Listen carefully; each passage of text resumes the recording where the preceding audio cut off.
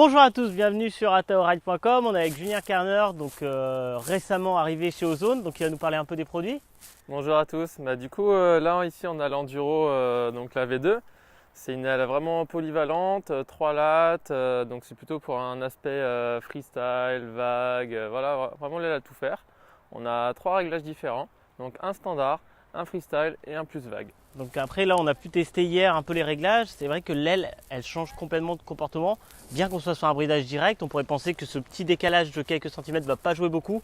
Et au final ça change complètement la physionomie de l'aile. En fait, ouais, ça influe sur quand même beaucoup, donc c'est quand même quelques centimètres. Quelques centimètres sur un bridage, c'est énorme. Et là, on a pu voir que voilà, d'un réglage à l'autre, on a une latence complètement différente dans la barre et on a une ressentie de barre qui est vraiment améliorée. D'accord, et après voilà, on a plusieurs réglages sur les arrières notamment. Le but de cette aile, c'est que quelqu'un il la prenne, il navigue, il s'éclate direct avec quoi, en gros. Là, elle est réglée d'origine, donc au milieu, c'est tu plug, tu play et c'est parti. Ouais, donc c'est pas mal quoi.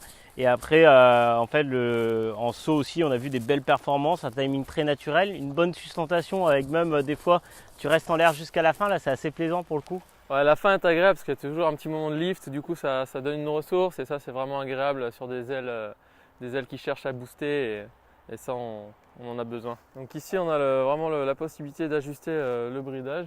Donc là on est sur le réglage standard au milieu. Si on va un peu plus vers la voile, on est sur le modèle freestyle, donc l'aile qui va être vraiment compacte et verrouillée. Et à l'inverse, le dernier nœud, c'est pour la partie vague. Donc une aile hyper rapide, légère en barre et plus de dépower. Donc ouais, au niveau des lignes arrière, il y a la possibilité de régler, donc d'ajuster, mettre plus ou moins de pression sur la barre.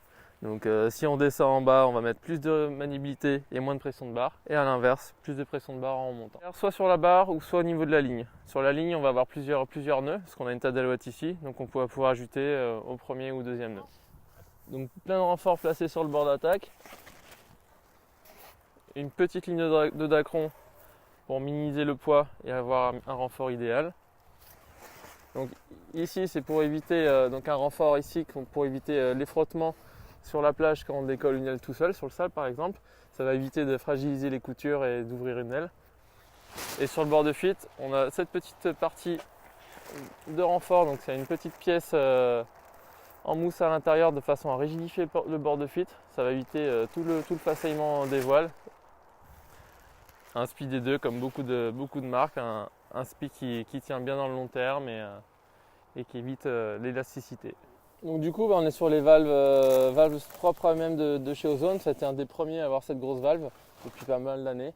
Et donc valve hyper facile pour le gonflage et le dégonflage avec un bel anti-retour au milieu.